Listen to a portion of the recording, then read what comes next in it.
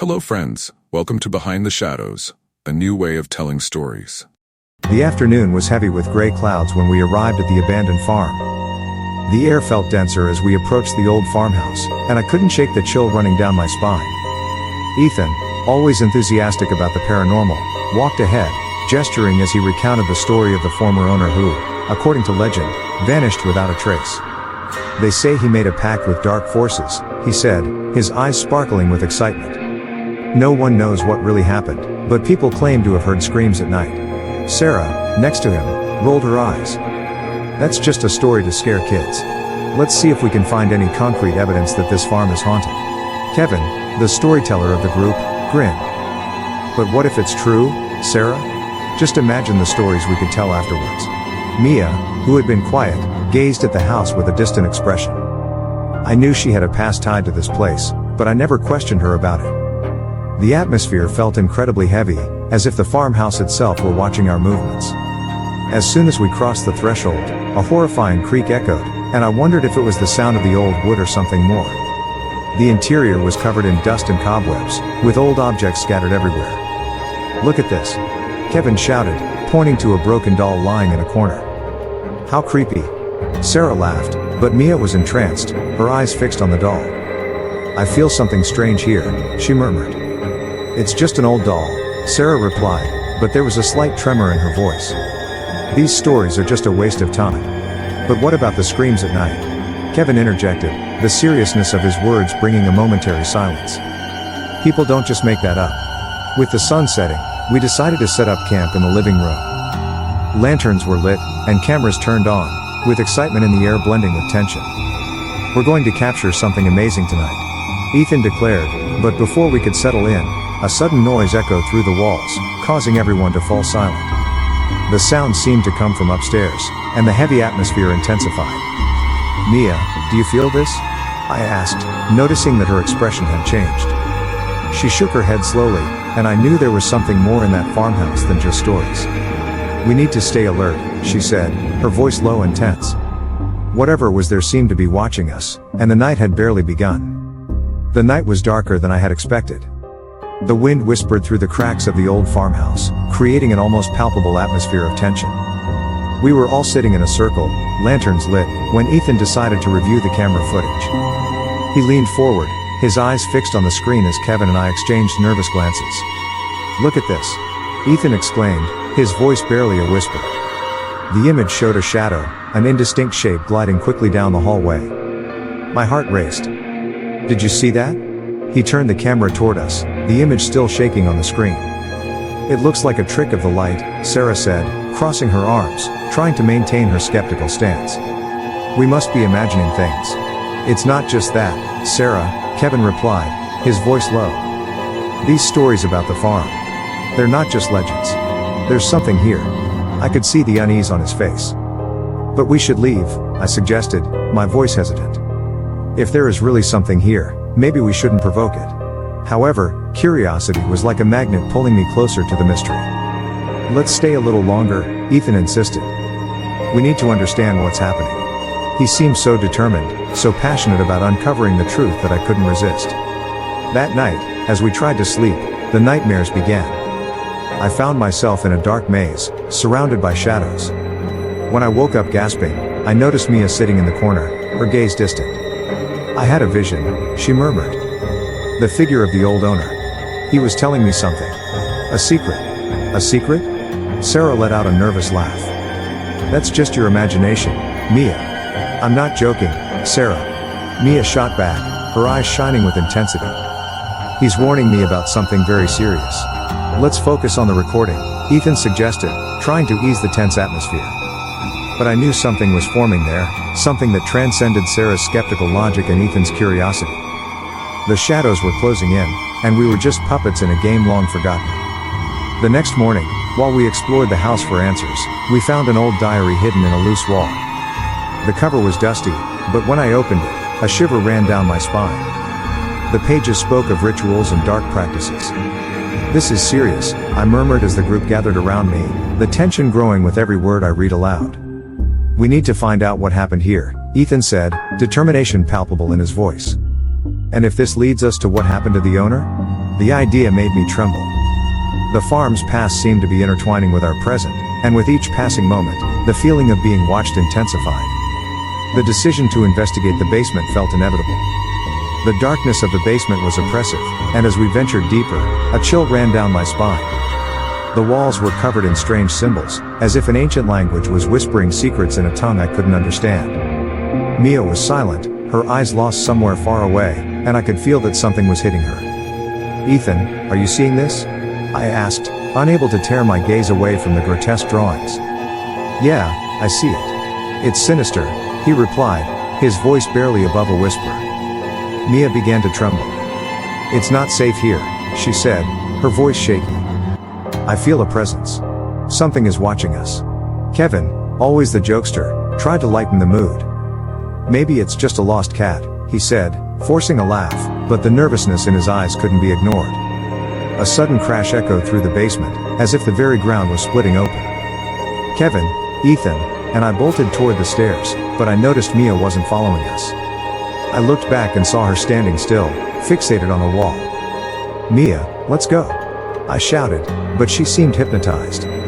"I found something," she replied, almost in a trance.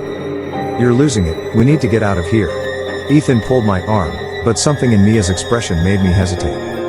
She touched the wall, and with a subtle movement, a secret door swung open.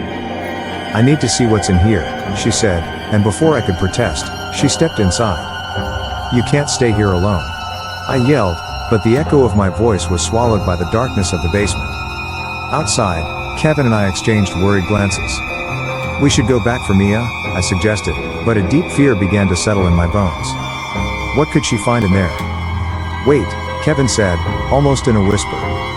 "What if she discovers something we couldn't? Something that explains all of this?" The tension in the air was palpable.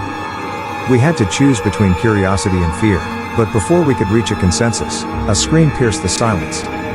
"Help!" It was Sarah's voice. My heart raced in my chest. "What was that?" Kevin asked, his eyes wide. "Let's go," I shouted, and the three of us hurried toward the secret door, unsure of what awaited us. I felt my heart pound as we entered the empty room. Despair washed over me, and the only thing echoing in my mind was the image of Sarah screaming. "She was here," I exclaimed, looking around, hoping she would suddenly appear, as if it were all some cruel joke.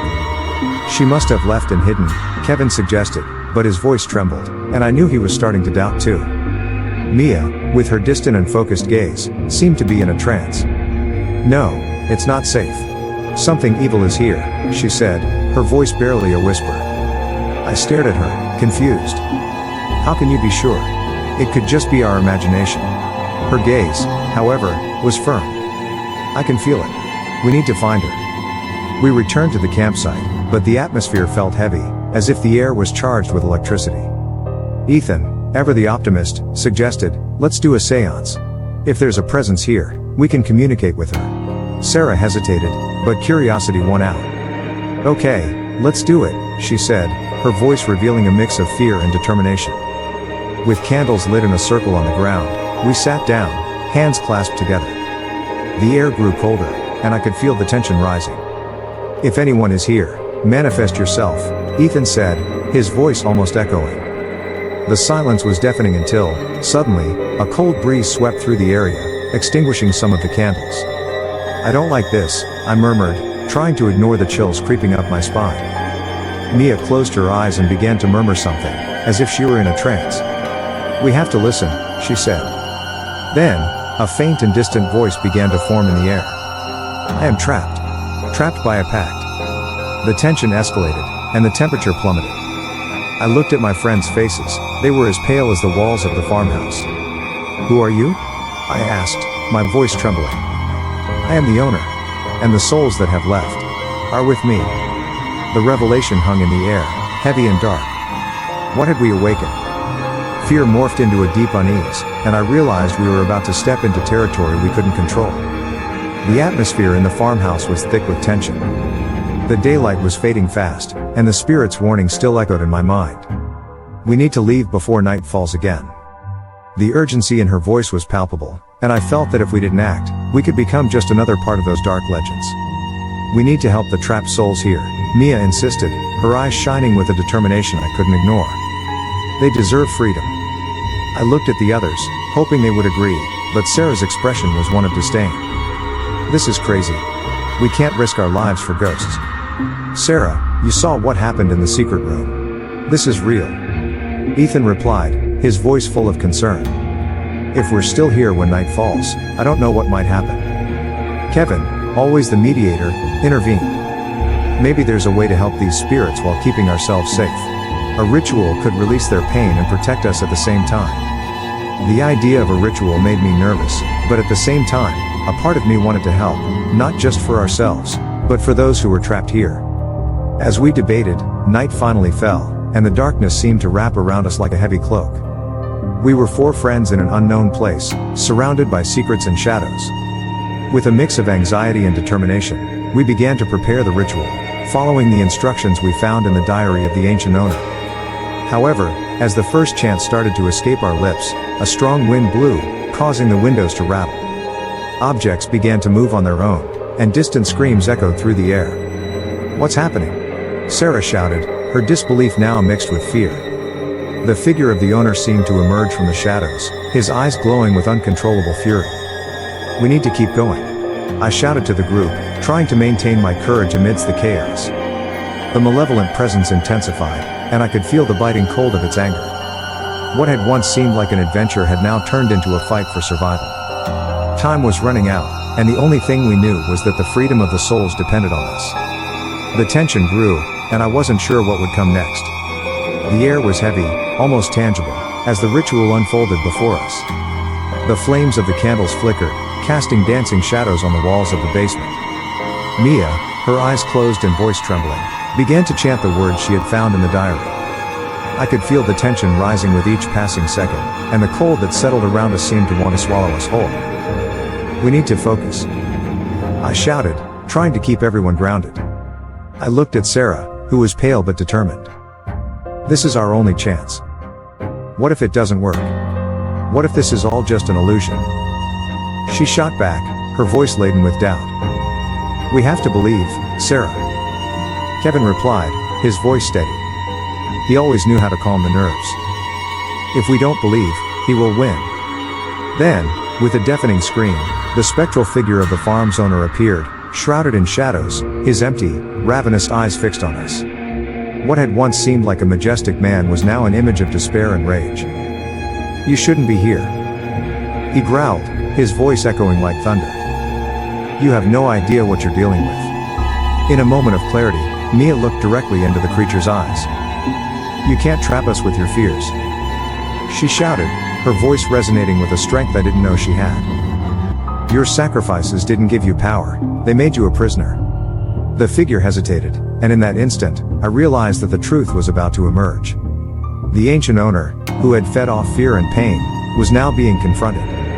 Mia turned to us, her gaze filled with determination. He is trapped by his own regret. She said, almost whispering. And if we don't face this, no one will be safe. The spirit, in a desperate impulse, turned to Sarah. You are one of mine. It shouted, revealing a connection that no one had perceived until that moment. Sarah, breathing heavily, reached out her hand as if trying to grasp something beyond us. No.